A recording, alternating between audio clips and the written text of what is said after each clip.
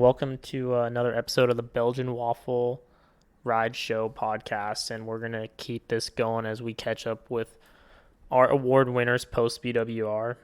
And this episode, we're gonna chat with Hardwoman winner Kristen Gross, and Kristen has a very, very interesting, very intense story. Very, very grateful that she opened up about it with everything that she went through prior to this year's BWR. I'm not going to speak too much on it. I'll let her get into it when we jump into the show.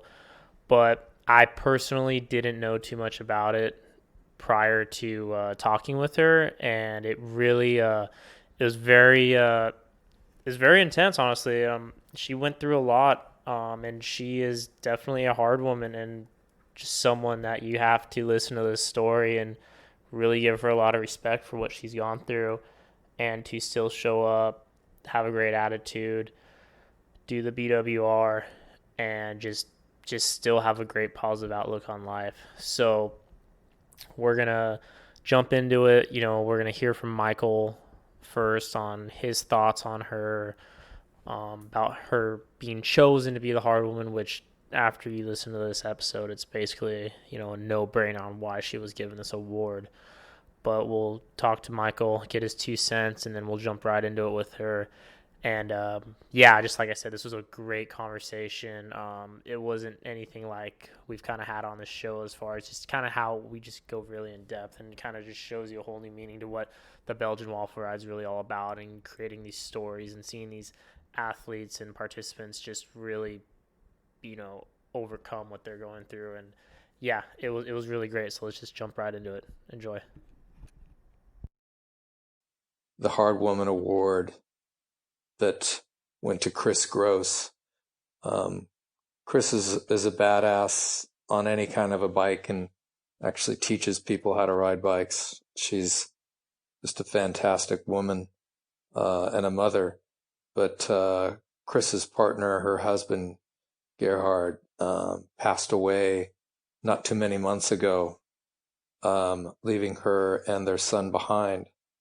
And it's a pretty heavy, tragic, terrible thing. He had a fight with cancer. But Kris utilized her training and the BWR as an escape from some of the things that can haunt someone that has such a terrible loss.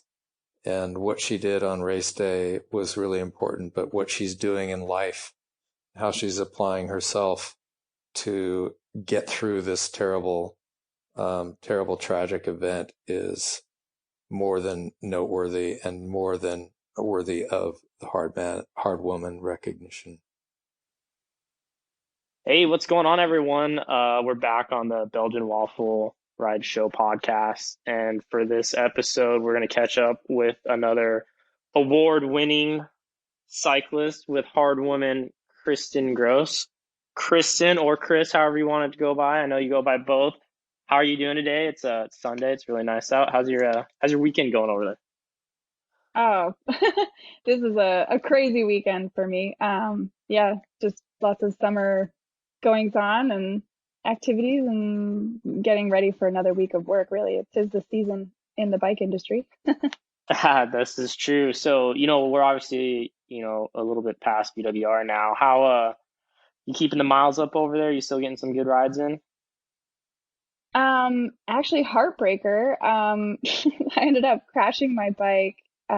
Geez, I guess it was like 6 weeks ago now. And so for 6 weeks, I haven't done any miles because I've been dealing with concussion and a shoulder issue. But I think this is the week.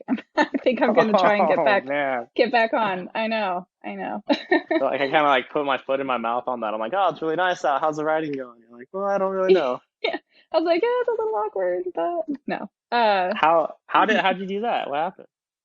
Oh, it's not even a good story. It's I That's usually was the best stories when they're not the good ones. I should preface by saying I just spent like the week prior riding on the North Shore of Vancouver with work and Rocky Mountain stuff, and came back and crashed on a fire road actually. I think I think my brain just forgot to like recalibrate for our SoCal, kind of gravel over hard pack compared to loam. Um, so yeah, it was just one of those like, how did I get here moments. And yeah, it was a bummer. Timing was awful. Those moments Yeah. happen more often than not, unfortunately. They'll come up and bite you. But I've been saying it's my 5-year crash. And I was kind of overdue. So yeah. well, yeah, all right, we're good for another 5 years. We'll check back in on there and hopefully you'll still be good, come It's all 2024. jinx now. Yeah, right. I feel like we put it out there, it's gonna unjinx it. So you're fine. You just gotta call it out like that. Okay, well, hey, let's do a little BWR chat. I'm gonna say you had a really good ride this year. Before we dive into it, how was it? Was it, good time, not a good It was time? good. It was good. It was I mean it was tough, obviously. I Tough to wanted sign you to up hear you say it for. was easy. Yeah. Well, I mean, I honestly didn't know if this was the year I was going to be able to even like finish it. So to put down a time that was under 10 hours with like starting the day like that, I finished the day very tired and sore, but pretty much ecstatic. Like that was, I was really happy to find that in there somewhere. So yeah, so I'm gonna say overall it was a winner. So speaking of winning, how was the ride for you? Like was it, I know you've done this before, and was it kind of everything you expected this year? You have a little experience with it before. Did anything Um, kind of come at you from a surprise?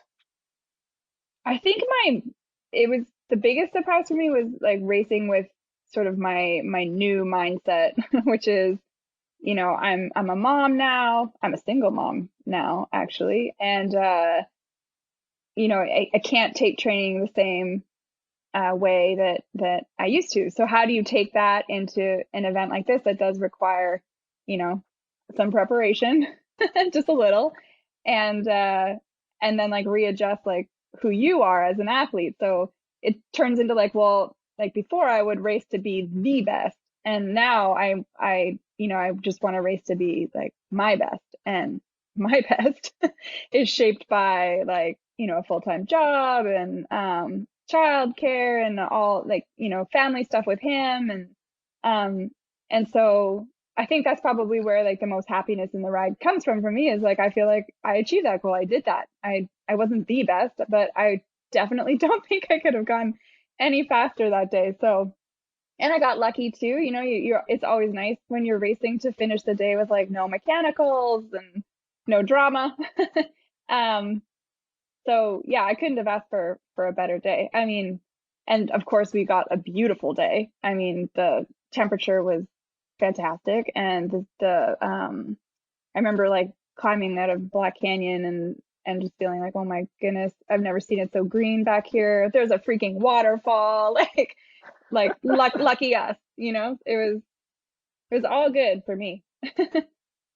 So Yeah. yeah, it's kind of interesting point you brought that up, with your racing background and like, obviously you talked about how like, prior you go into events, like, hey, I'm tip top shape. I've kind of put everything into this, and now juggling all these different aspects of life. Like with doing that now, do you kind of go into a big event like this and from the get go, you're like, okay, this is, where I'm at, I know what's going on with this, how I train, obviously I'm not at the top level that I could be because you have, X, Y, and Z going on now. So is that like kind of from the gun, you kind of like going with that, or is it kind of like maybe when it starts getting harder and you're like, all right, well, it's okay. Like I'm not in that spot as I used to be. I'm in this new spot, so this is fine. If maybe I'm coming, feeling it a little earlier than expected, or does it just kind of come with it as you go? Um, Actually, that's like totally a conversation I had with myself almost the whole time, just like checking in again, like, yes, that person is passing you right now, and like that's fine. Like trying to just stay positive. Whereas old me would be like, hell no, like hop on that wheel and like stay out, and just like turn myself inside out all day long. But starting a race not knowing if you can finish it, like pacing and like mindset and staying positive and like, being kind to myself, that's like a new thing. um I hope that there's like other athletes out there like nodding along, going like, yeah, like Oh no, we're I get hard, what you're we're saying. hard Don't on you ourselves, worry. you know, like Yeah, I yeah, like feel you. I'm it's all still like, right, like yeah. So so yeah, throughout the day it was just yeah, constant checking in, and because I mean there are a lot of people on course, and I was grabbing wheels, but I was not able to stay on those wheels for the same duration as I maybe could have like in the past, or and so you know you get dropped and then you have to go, okay, that's fine like yeah. um yeah. So and another point for me, like that was another goal I guess, or thought that I'd had for the day, was just like, you know, enjoy this, like that's what it's about, is it's a day on your bike, and like I said, it was a beautiful day. So yeah. So yeah, speaking on that, like I'm curious because it's you're out there. It's such a long day. It's a long ride. Like what because obviously like you kind of just mentioned how you got to kind of keep yourself in check now because you're not maybe possibly the topper more fit athlete you were in the past. Is it more of like, was it more physically demanding or like kind of mentally demanding for you out there at times to like kind of keep yourself in check, or just obviously it was a long ride and really hard? um I'm gonna go with like 70% physically or mentally demanding, and then 30%, not to say that it wasn't hard, but like where my like effort was for the day, I would say it was like a lot on the mind, because I feel like if you do your mind well, then the body's just going to follow along. And like I said, I was really happy, like my bike didn't give me any troubles, but also I didn't have any of those like long day issues. Like my back never started to hurt, or like I think my hands did get kind of sore, but that's like Yeah, minimal. I That's mean, that's fine. But like understandable. yeah, like I didn't have like extra, you know, I just had to turn my pedals over like 4 million times and, and, uh, and then I was there, you know, so, um, but if I didn't have the mental game, then I wouldn't have been able to bring the physical game, I'm pretty sure. Yeah, I think anything like that. I mean, it's you got to be mentally strong and in check just to get through that day. How so you just kind of said you had no issues on the bike. You're like no flats. I assume you didn't crash at all, which I think if Do you you know don't what? crash or I yeah, have a thought. I have to back to that. okay, I no, had yeah, this, let's go into I it. had this, I had this one coach, back in the day. Used to go down, to Alabama actually to do training, which is a whole other, anyway. And he said this thing to me, and I hope I remember this properly, because I often come back to it because I think it's good. It's a good reminder. He's like, you're always going to be a washing machine. I was like, what?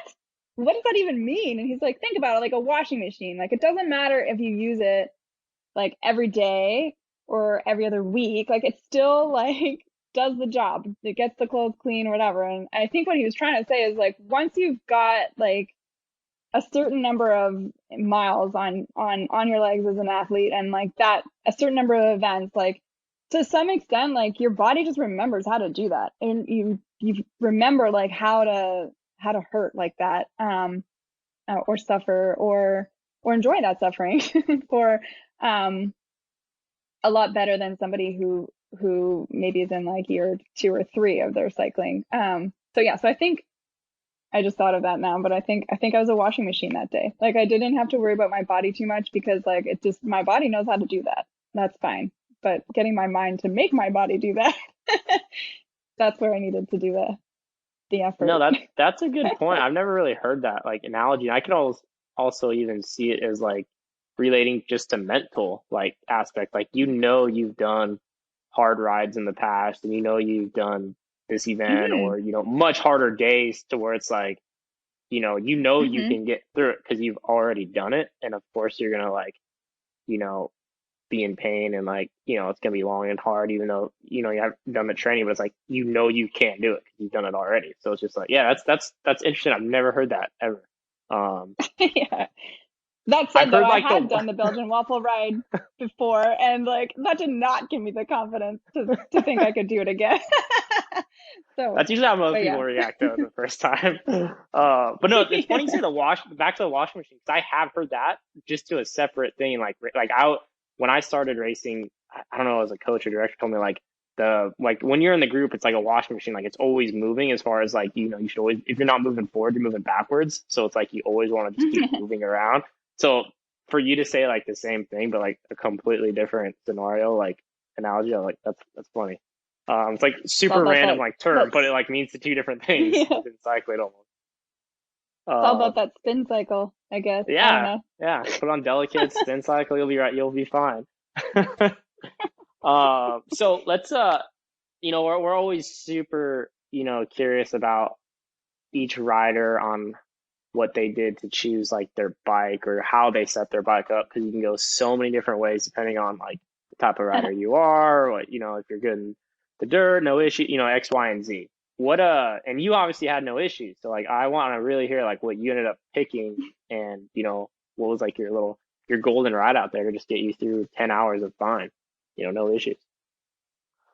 Well, let's see. Well, my bike, I picked up the Rocky Mountain Solo. And this was before I knew I was gonna ride it in BWR. So I wanted that bike for gravel, mainly. And one of my dealers up in Thousand Oaks, JRA Bikes and Brew, helped me customize it all to be like, I wanted to be like a pretty bike. I'm a sales rep, so I don't know if that's like known. So there's bikes coming and going all the time, but this one I wanted to be mine for like a long time. so it's pretty. It's got like yeah, let's hear, break it down. Let's see it. Yeah, it's got like Kris King hubs that are like teal that matches like the little like flash of blue that we call Billy Ocean at Rocky Mountain. It's got Belgian head wheels that they laced up for me. It's got, I don't even know all the parts. I'm the worst bike nerd ever, so I just ride them. But I sound like a pro. Just like, yeah, right. Just all the nicest things. And then and I was excited about it because it's got disc brakes as well. And so the last time I did Belgian Waffle ride was in 2015, and I did it on like a road bike with like, I think I went all the way up to like 23s for tires. Oh, you're going big over there with that one. Like, yeah, I know, right? Like, it was not the same experience at all. So this one had like room for a bigger tire selection, and I can't even remember what the heck I put on, but it was the one that everybody put on. I just want to remind you, I do have a concussion. So no, yeah. That's the whole conversation. It's like we'll put that in like the beginning note, like it's my disclaimer. Yeah, there you go, disclaimer. I was looking for that word. Yeah. Oh my goodness. What's the tire sponsor of BWR, please? Oh, IRC. IRC, yeah. So I got the IRC, the Sirac. Is there a, yes, thank you, Sirac CX on there. We got it. And they're I think they were 20, no, I think they were 30s, whatever they come in. This is awesome, isn't it? my great. Super technical bike breakdown. Yeah. And then I had a Ergon, one of those new women specific ones, for the saddle, which was great. Saddle and handlebars are pretty key. Do you like? I'm just curious. Like, do those women specific saddles? Is that actually like? Are those like a lot better? Like coming from like a girl's perspective, like is it actually a big difference? I only ride, other than that bike, the Specialized Power saddle, because of its unique shape, and now it seems like the Ergon is kind of like a response to that as well. So in that way, yes, but I always get kind of weirded out by women specific. I mean, saddles is a little bit different, but for sure, just saddles are just personal. Like there's men's saddles that I have enjoyed over the years, and there's women specific saddles that I definitely have not. So I think it's just like, just try them and then get the one that works for you, not you as a woman or you as a dude. Like it's, yeah. So yeah, I was always just curious about that, like the new women's specific saddles, and almost like, is that actually women specific, or is that just some fancy marketing term that they thought of? Like, does it really work? I'm little like off subject side thing, but yeah, I was just curious about that. You brought that up, but okay, yeah, back to your bike. You got past the saddle, and handlebars are solid. Yeah, there's something. Easton, oh God. Anyway, I like them because they have just like a little bit of flair. Not too much Okay. flair, just a little bit. So it kind of was like kind of between what I'm used to in a road bike and then the full like the big gravel movement. There's like really flared out bars you can get, then Oh that's yeah. that's too much for me. You can like take people out in the Um, field, like just ride next to them. yeah. It was hard too though, because I was like, oh, should I just race the road bike? Because like I know the course and that I did it on the road bike before, and then I'm really glad that I didn't make that choice because yeah, the disc brakes were so nice, and then Yeah, the that's course actually was just I that's a good point different from right there. Like 2015. We didn't, yeah, you, I the mean, disc yeah, brakes. the courses are obviously they were different over the years, but I think in the general scheme they're kind of similar as far as like you're getting dirt and paved, but like Hmm. what could you kind of sum it up with like for your personal, because you've done road bike and more of a gravel specific, like if someone was like, hey, I'm just like you as far as like, my rider capability, this and that, like you did the road bike and the gravel bike, like what's the difference? Well, how would you tell that person that, like with your two experiences?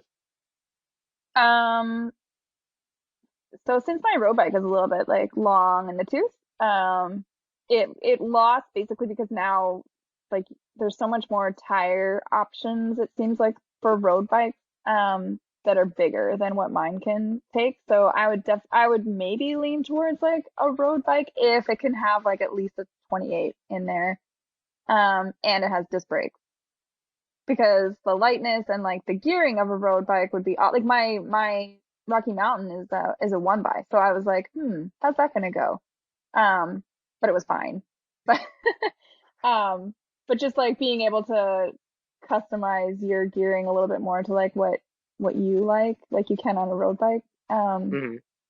might get my recommendation. But I mean, that said, I my solo did awesome. That bike is, I mean, it was designed to be super versatile and do like whatever. So yeah, so it did it. Then like the next weekend, you can throw like 2.2 mountain bike tires on there and do something completely different. So yeah, I Yeah, did that is briefly cool. think about using it as an excuse to get a new frame, but I'm glad I went with the route I chose. Hey, you know what? There's Yeah. always next year. Obviously it's already in the works, so you can start, even thinking about that new frame for 2020. I don't know. My bike's so pretty though. I You wish did. it was, you could see the radio. It's pretty. I know you They might did a actually nice have to. job for me at Dare. You're gonna have to send us a photo of that, so when we post this, we can put Okay. that in the photo. And be like, this is what she is gonna talk about, or how pretty the bike Yeah. is, so you have the visual. So we'll be sure to get that photo from you to show it off in all its glory. Oh yeah. So Now we've lead. way oversold it, but Well, they're gonna see it first, and they're gonna catch up. Like, oh, okay, this is what she's talking about. Got it. Uh, okay, so you made it through BWR. You had a beautiful bike, no issues, very rare. happy. How was everything leading up to BWR for you? I know, I obviously your work-life balance. I know you had some personal things going on. I don't know if you want to touch on that, but like how, I know this all kind of comes together in a sense with that day. So like, how was the lead up if don't mind, mentioning or, touching on that part? Yeah. Um, I didn't even know that I was gonna sign up for the race until probably January. And it was actually part of a bigger plan. The the the impetus, I guess, of the plan. My husband, he died in August of last year, after a really gnarly experience with stomach cancer. And so after when you suffer a loss like that, you start to realize very quickly that that's just not where it ends. That once you have a big loss like that, then there's a lot of other little losses that come with it. And I was really afraid that cycling and riding would be one of those, because how could I go out and ride my bike the way that like I'm used to and need to almost, um when I'm the only person that can take care of my son, and I have a full-time job that also requires me to travel, and we don't have family nearby. So, relying on, I was like, oh my goodness, it's going to cost me like a ton, either in like childcare for babysitters or just like Karma Bank withdrawals, to get me on my bike. So it was going to be hard to do that. But it was important to me. So I was like, well, what's the best way to make sure you do something that's important to you? Is like, well, set a goal.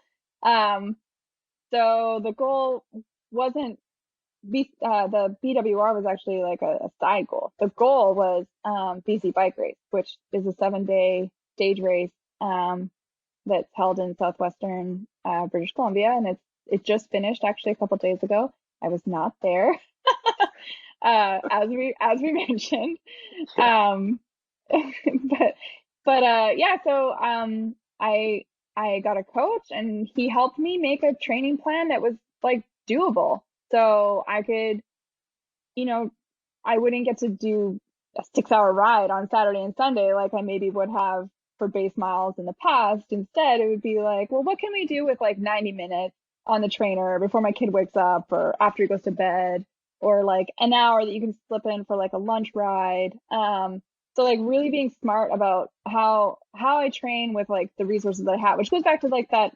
whole thing we talked about earlier. Like, it's not about being the best anymore. It's just like, how can I be my best? How can I maximize, the the hours and minutes in my very full days?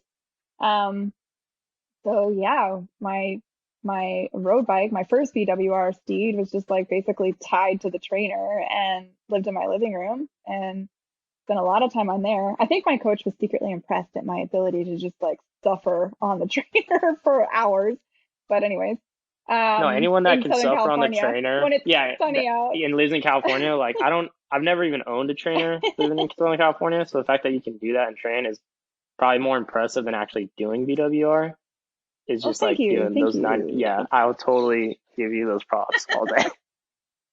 Yeah, and then like, a couple group rides that I like to go on, like, okay, like every Tuesday I'd spend like probably like almost $100 on like the babysitter, and then like going to the ride, and we'd always have like a beer and dinner afterwards. And like, I guess I'm a generous childcare person, because some of them don't. Anyway, whatever. Anyway, so I feel like that's it. It's a whole other conversation going got down it that done. rabbit hole right there. Yeah, back on track. Yeah, so I was really proud of like, putting together some kind of fitness, because that was really the goal, was, and that's why I'm not like crying on the phone to you about the fact that I didn't get to go to BCBR, because when I started working with Peter Glossford is the coach that I was working with, and I knew him back in Ontario, and I just really dig his whole approach. But he's like, well, what's your goal for BC bike race? And I was like, you know what? My goal really is to just like, I just want to get to the start line and feel like I can do it. Feel like I can race my bike for 7 days in a row. And thanks to an event like BWR, that was like a huge part of the tree. He's like, I need you to find a long event, and it should be probably around May. And I was like, oh shit, it's gonna be BWR. I'm gonna have to do this big thing. I was like, You knew exactly what he was gonna one? say. Yeah, I'm like, what about this one? And there's like a wafer. He's like, no, I think you should probably do the waffle. I was like, oh man, all right. So yeah, so thanks to Peter, I signed up and Good got job, out there. Good And job, Peter.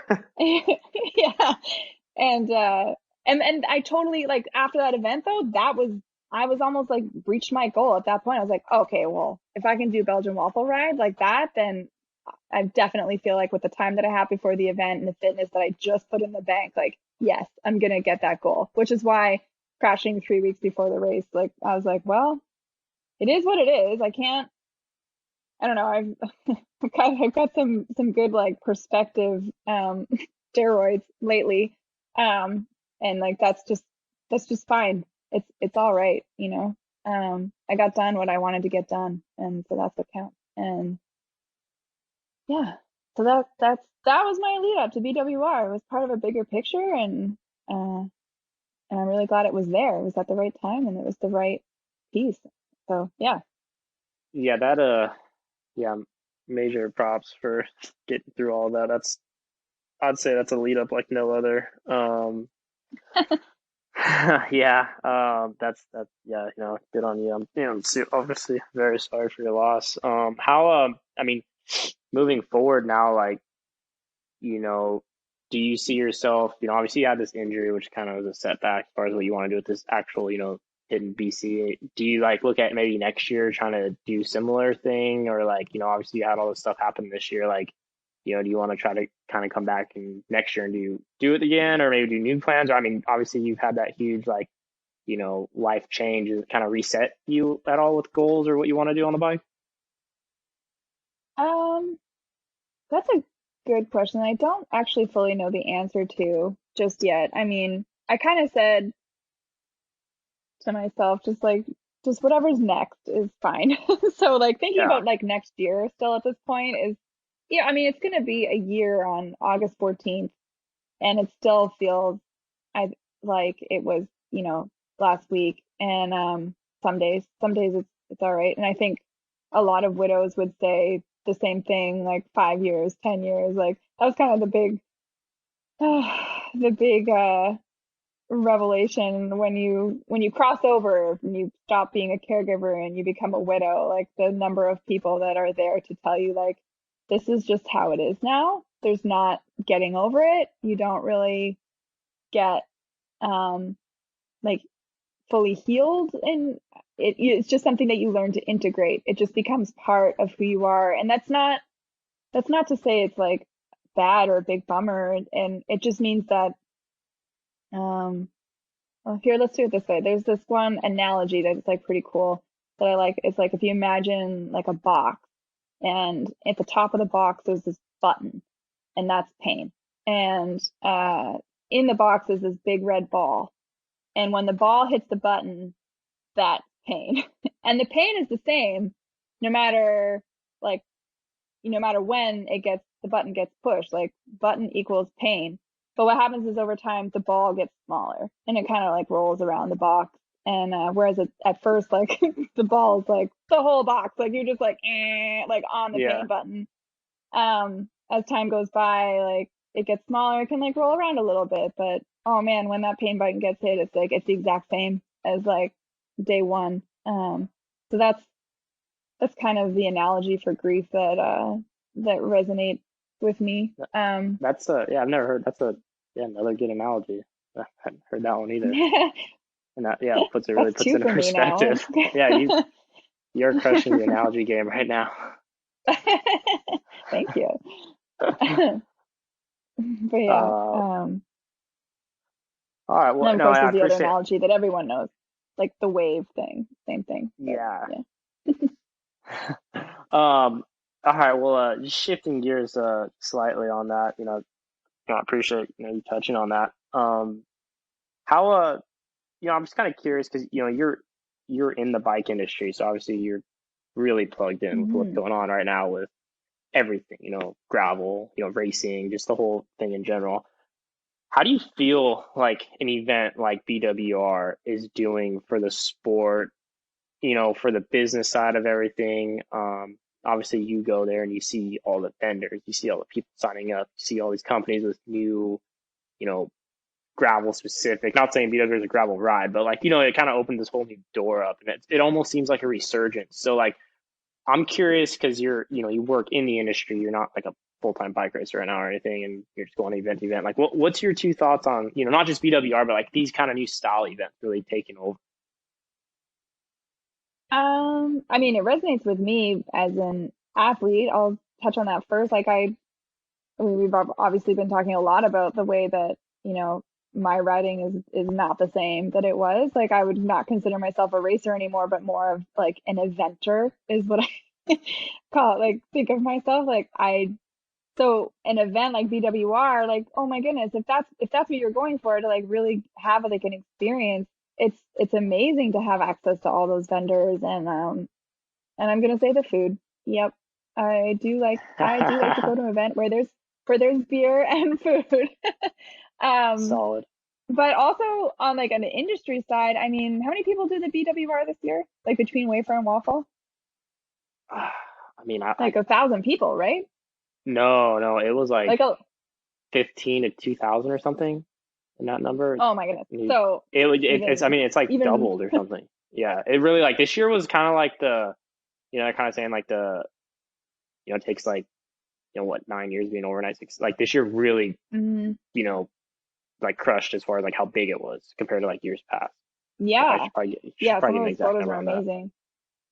Well, But yeah, okay, so so sorry, let's back to say your like minimum 1,500 people. Well, that's yeah, 3,000 tires, you know? it's a good way to look at Like it.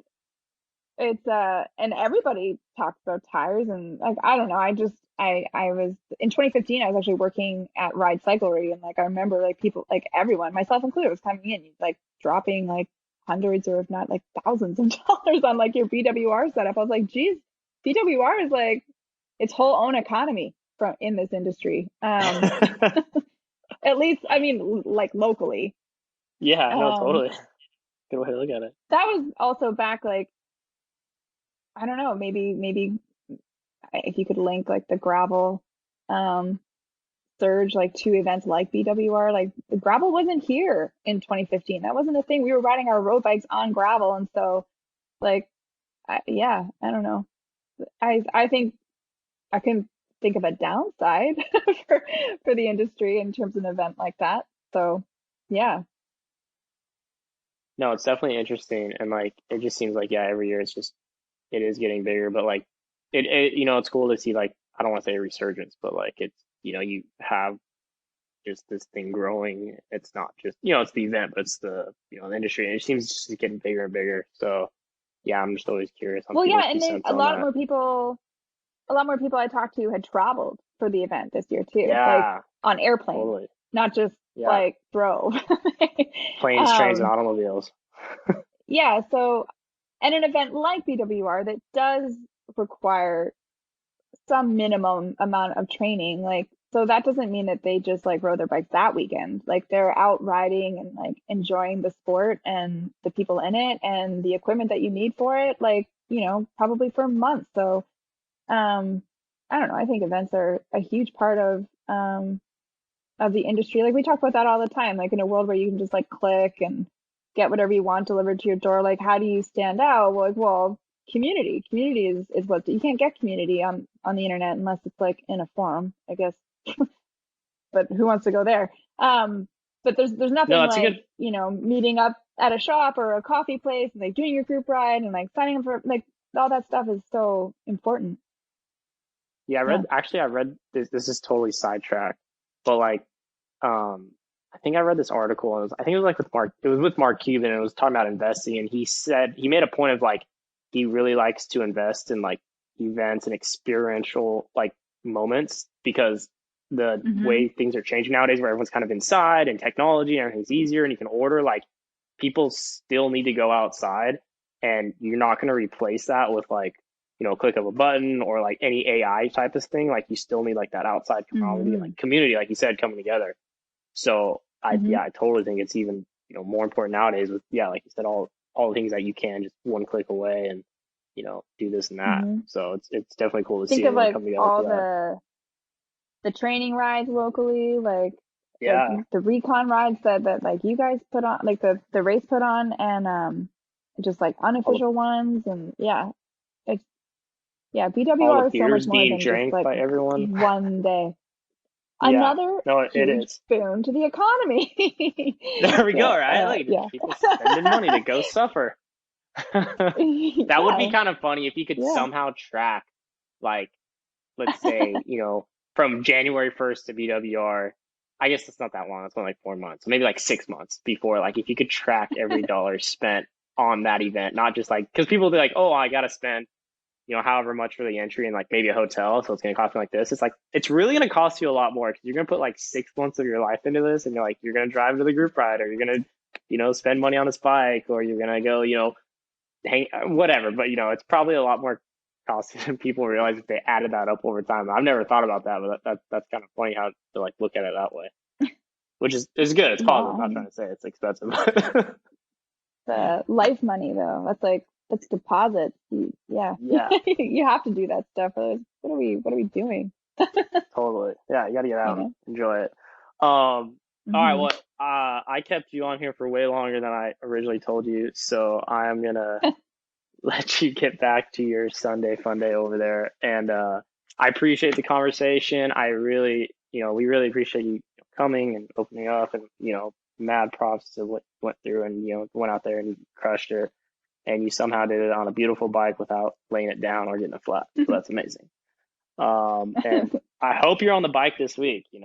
That's, yeah, you can't go 6 weeks without Fingers riding. crossed. That's just rude. Well, you Yes. let us know, and we will be in touch, Kristen. Thank you. And Thank you, John. thank you again. No problem. We will talk soon. Have a good weekend.